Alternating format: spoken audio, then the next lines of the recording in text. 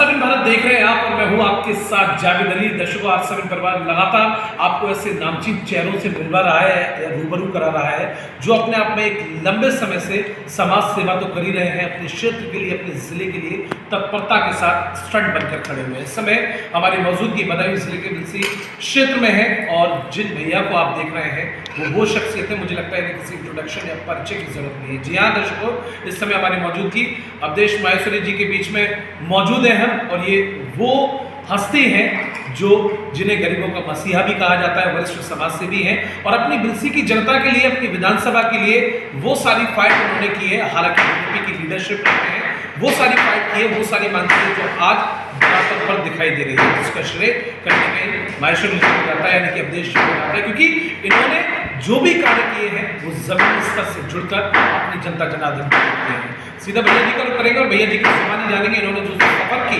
जो लड़ाई की शुरुआत की थी और आज जो अनपकार या यूं कहें अपार सफलता जो हासिल की है वो अपने आप में बहुत महत्व रखती है। सर, सबसे पहले बहुत स्वागत है आपका आज7 भारत पर। आपका बहुत बहुत धन्यवाद, आपका बहुत बहुत धन्यवाद। सच में अब आपने तो बहुत सारी बड़ी बड़ी बातें कह दी, इतनी तो मैं नहीं एक्सेप्ट करूँगा, पर ये जरूर है कि मैं कोशिश में रहता हूँ कि बिलसी का एक अच्छे से हम लोग डेवलपमेंट कर पाएँ। यहाँ का जो तरक्की अब तक रुकी हुई थी, उस तरक्की में जहाँ कहीं भी हम लोगों को कोशिश रहती है कि हम उसको आगे ले जाएँ, तरक्की को एक नए पंख लगा सकें, उस कोशिश में हम हमेशा रहते हैं। तो बिलसी के लिए स्पेशली, अब इससे पहले जैसे कि आप बात कर रहे थे, थोड़ी पहले हमारी आपकी चर्चा चल रही थी कि रोडवेज की बात ही थी, तो हम 10 साल से रोडवेज की प्लानिंग में थे कि रोडवेज आना चाहिए, रोडवेज आना चाहिए। खैर, हमारी पार्टी को अच्छा लगा, उन्होंने हमको ये यहाँ पर एक स्टैंड दे दिया है, रोडवेज स्टैंड दे दिया है। उम्मीद करते हैं आगे भी इसको इंक्रीज करेंगे और रोडवेज की में तब्दील करेंगे। एक शुरुआत तो हुई है, खैर हम लोगों की मांग ये मानी। और मैं गार्डियन पावर इंडिया फाउंडेशन की तरफ से मैं उसका राष्ट्रीय अध्यक्ष भी हूँ, तो उसके माध्यम से भी मैं यहाँ पे जितने भी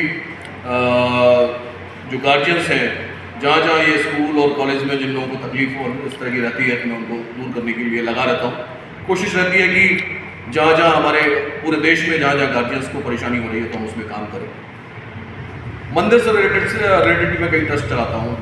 जारवी महाराज सेवा ट्रस्ट है, माता श्री हरिप्रवास सेवा ट्रस्ट है, उन ट्रस्ट के माध्यम से भी मैं यहाँ लगा रहता हूँ कि मंदिरों की जो सेवा हो सकती है उसमें अपन काम करें। अवधेश माहेश्वरी वो नाम है जिनसे लोगों को प्रेरणा मिलती है और बहुत सारी सीख भी मिलती है।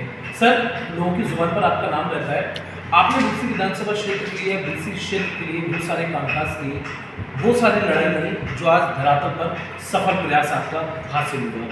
लोगों ने हमें बताया आप हमेशा ऐसे गरीब तत्वों के बीच में बने रहते हैं, उनकी आर्थिक मदद करते हैं। हालांकि कभी आपने इन बातों को गुप्ती रखा, कभी उजागर नहीं किया, क्योंकि जो अहम चेष्टा के लोग होते हैं सर, वो कभी उस चीज़ को एक्सपोज नहीं करते और वो सारी खूबियाँ आपके हैं। धन्यवाद, आपने बहुत अच्छी स्टडी की है।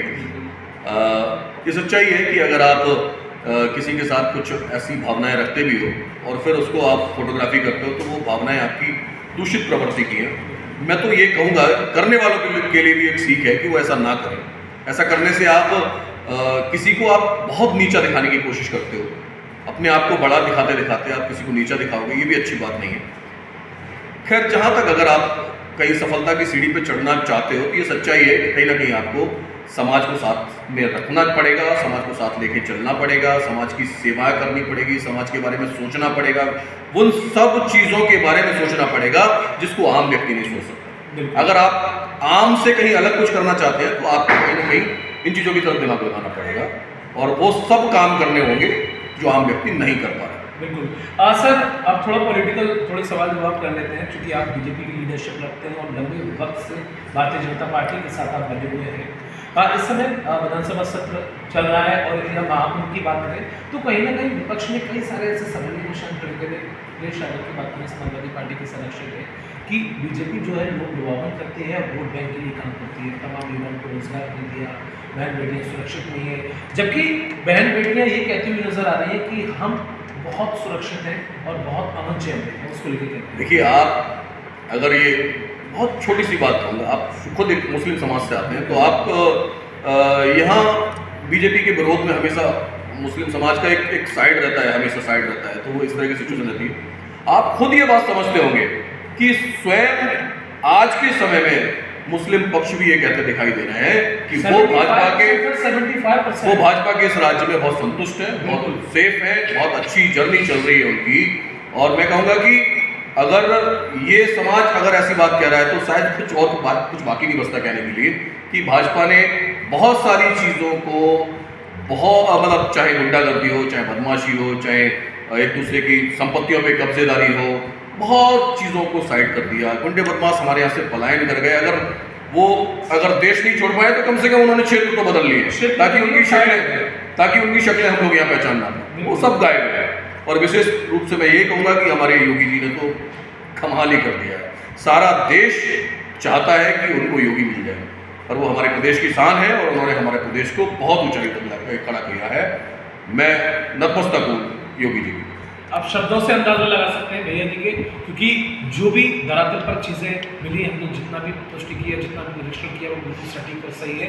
क्योंकि शब्दों से जो एजुकेटेड लोग होते हैं वो देश या जनता की सेवा तो अपनी कर ही रहे हैं, क्षेत्र की सेवा तो कर ही रहे हैं, कहीं ना कहीं एक अलग नाम घुमाना। सर, एक आखिरी सवाल करूँगा, महत्वपूर्ण सवाल है आपका सफ़र बेहद शानदार और रंगीन सफ़र है और लगातार चला रहा है। प्रभु से हमारी यही कामना है कि हमेशा भैया जी का सफ़र ही नहीं आगे बढ़ता रहे, आगे फ्यूचर में आपका क्या सोचा है पॉलिटिकल स्ट्रीम?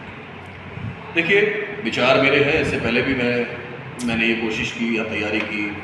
मैं चाहता हूँ कि बिलसी को, और बिलसी ही नहीं, बिलसी के आसपास के क्षेत्र को, हमारे प्रदेश को बहुत ऊंचाइयों पर ले जाने का अगर कुछ हम लोग कर सकते हैं तो भाजपा का साथ तो हमको नहीं छोड़ना है। बिल्कुल, भाजपा से ज़्यादा बेहतर हमारे प्रदेश को, हमारे देश को और हमको इंटरनेशनल लेवल पे अगर हमारी पहचान अगर कहीं किसी ने दिलाई है तो वो योगी जी हैं, भारतीय